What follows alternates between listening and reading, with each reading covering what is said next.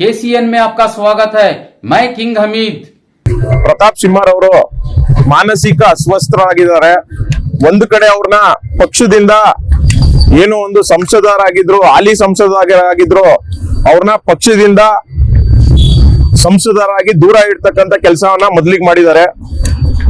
ಮತ್ತು ಇವರು ರಾಜ್ಯಾದ್ಯಂತ ರಾಜ್ಯ ಅಧ್ಯಕ್ಷರಾದ ಬಿಜೆಪಿ ಅಧ್ಯಕ್ಷರಾದ ವಿಜಯೇಂದ್ರ ಅವ್ರ ಮೇಲೆ ಪಿತೂರಿನ ಮಾಡ್ತಾ ಇದ್ದಾರೆ. ಇದೆಲ್ಲ ನೋಡ್ತಾ ನಾವ್ ಹೇಳ್ತೀವಿ, ಪ್ರತಾಪ್ ಸಿಂಹ ಅವರು ಮಾನಸಿಕವಾಗಿ ಅಸ್ವಸ್ಥರಾಗಿದ್ದಾರೆ. ಕೂಡ್ಲೆ ಅವರು ನಿಮಾನ್ಸ್ ಹಾಸ್ಪಿಟಲ್ ಅಲ್ಲಿ ಒಂದು ಚಿಕಿತ್ಸೆಯನ್ನ ಪಡ್ಕೋಬೇಕು ಅಂತ ಮೊದಲನೇದಾಗಿ ಹೇಳ್ತೀನಿ. ಯಾಕೆ ಅಂದ್ರೆ ನೀವು ನೋಡ್ತಾ ಇದ್ದೀರಾ, ಕಳೆದ ಒಂದು 3-4 ದಿನದಿಂದ ಏನು ಒಂದು ಈ ಸುರೇಶ್ ಅಲಿಯಾಸ್ ಪಾಂಡುರಂಗ ಅನ್ನೋ ಪುಂಡ, ಇವನು ಬಂದು ಪ್ರತಾಪ್ ಸಿಂಹ ಅವರ ಸಹಚರ. ಪ್ರತಾಪ್ ಸಿಂಹ ಅವರೇ ಈ ಒಂದು ಪುಂಡನಿಗೆ ಒಂದು ಪ್ರಚೋದನೆಯನ್ನ ನೀಡಿ ಈ ಒಂದು ಪೋಸ್ಟ್ ಅನ್ನ ಹಾಕೋದ್ರ ಮುಖಾಂತರ ಮೈಸೂರಿನ ಜನತೆ ಶಾಂತಿ ಹಾಗೂ ನೆಮ್ಮದಿಯಿಂದ ಇರೋದನ್ನ ಹಾಳು ಮಾಡಿದ್ದಾರೆ ಮೊದಲನೇದಾಗಿ. ಮತ್ತು ಪ್ರತಾಪ್ ಸಿಂಹ ಅವರು ಇದೆಲ್ಲ ಮಗುನು ಗಿಂಡಿ ತೊಟ್ಲುನು ತೂಗ ಅಂತ ಕೆಲಸನ ಮಾಡಿದ್ದಾರೆ ಮೊನ್ನೆ. ಏನ್ರಿ ಪ್ರತಾಪ್ ಸಿಂಹ ಅವರೇ, ನೀವು ಮುಸಲ್ಮಾನರಿಗೆ ಟಿಪ್ಪುವಿನ ಸಂತತಿ ಅಂತ ಹೇಳ್ತೀರಾ. ನೀವ್ ಯಾವ ಸಂತತಿ ಸ್ವಾಮಿ? ನೀವೇನು ಬ್ರಿಟಿಷರು ಸಂತತಿನ ನೀವು? ಹೇಳಿ, ಉತ್ತರ ಕೊಡಿ ಪ್ರತಾಪ್ ಸಿಂಹ ಅವರೇ. ಶಾಂತಿ ಮತ್ತೆ ನೆಮ್ಮದಿಯಿಂದ ಇರೋಂತ ಮೈಸೂರ್ನ ಯಾಕೆ ಹಾಳು ಮಾಡಕ್ಕೆ ಹೋಗ್ತಾ ಇದ್ದೀರಾ ನೀವು? ಇದೆಲ್ಲ ನಿಮ್ದೇ ಪಿತೂರಿ. ಇದರಿಂದ ನಿಮ್ಮ ದೊಡ್ಡ ಹುನ್ನಾರ ಇದೆ, ದೊಡ್ಡ ಕೈವಾಡ ಇದೆ ಅಂತ ನಾನು ನೇರವಾಗಿ ಹೇಳಲಿಕ್ಕೆ ಬಯಸ್ತೀನಿ. ಸರ್, ದೂರ್ ಕೊಟ್ಟಿರೋದ್ರಲ್ಲಿ ನಿಮ್ಗೆ ಒಂದು ಕಾಪಿ ಕೊಡ್ತೀನಿ. ಅದು ಯಾಕಂದ್ರೆ ಈಗ ಸುರೇಶ್ ಅನ್ನ ಪುಂಡ ಸರ್ ಬಂದು ಪ್ರತಾಪ್ ಸಿಂಹ ಅವ್ರ ಸಹಚರ. ನಿನ್ನೆ ನಮ್ಮ ಕಾಂಗ್ರೆಸ್ ವಕ್ತಾರರಾದ ಲಕ್ಷ್ಮಣ್ ಅವರು ಅದನ್ನ ಬಿಡುಗಡೆ ಮಾಡಿದ್ದಾರೆ. RSS ಚಡ್ಡಿ ಹಾಕೊಂಡು ಟೋಪಿ ಹಾಕೊಂಡು ಅವ್ರದ್ದು ಒಂದು ಶಾಖೆ ಏನೋ ನಡೆಸ್ತಾರಲ್ಲ, ಇದ್ರಲ್ಲಿ ಅವರು ಭಾಗಿಯಾಗಿರೋದನ್ನ ನಿನ್ನೆ ಬಿಡುಗಡೆ ಮಾಡಿದ್ದಾರೆ.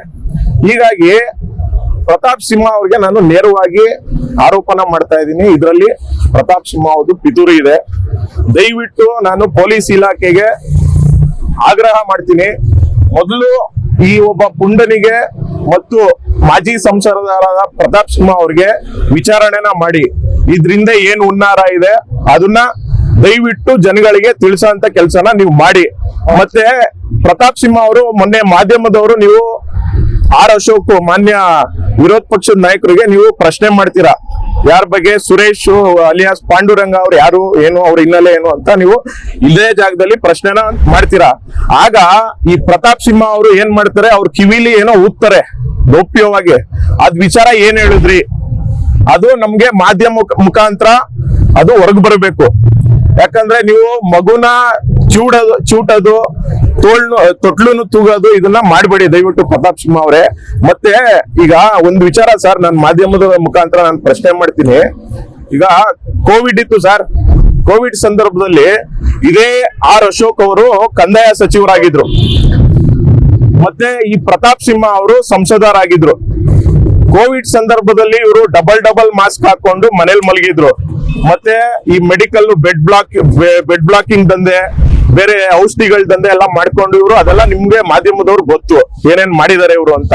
ಪ್ರವಾಹ ಆಯ್ತು ಮೈಸೂರಲ್ಲಿ, ಆಗ ಇವ್ರು ಯಾರು ಬರ್ಲಿಲ್ಲ.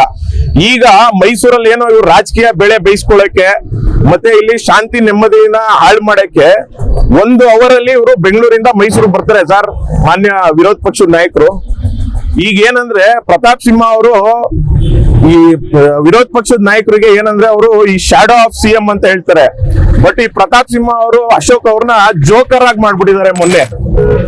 ಹಾಗಾಗಿ ದಯವಿಟ್ಟು ನಾನು ಪೊಲೀಸ್ ಇಲಾಖೆಯಲ್ಲಿ ಆಗ್ರಹ ಮಾಡ್ತೀನಿ, ಪ್ರತಾಪ್ ಸಿಂಹ ಅವ್ರ ಮೇಲೆ ಕೂಡ್ಲೆ ಕ್ರಮನ ಕೈಗೊಳ್ಬೇಕು. ಮತ್ತೆ ಇದೇನು ಈ ಗಲಭೆಗೆ ಮೇನ್ ಕಾರಣಕರ್ತ ಪ್ರತಾಪ್ ಸಿಂಹ ಅವ್ರ ಬಗ್ಗೆ ತನಿಖೆ ಮಾಡಿ ಕೂಲಂಕುಷವಾಗಿ ಅವ್ರ ವಿರುದ್ಧ ಏನೇನು ಇದೆ ಅದನ್ನೆಲ್ಲ ತೆಗಿಬೇಕು ಹೊರಗಡೆ ಅಂತ ನಾನು ಆಗ್ರಹ ಮಾಡ್ತೀನಿ.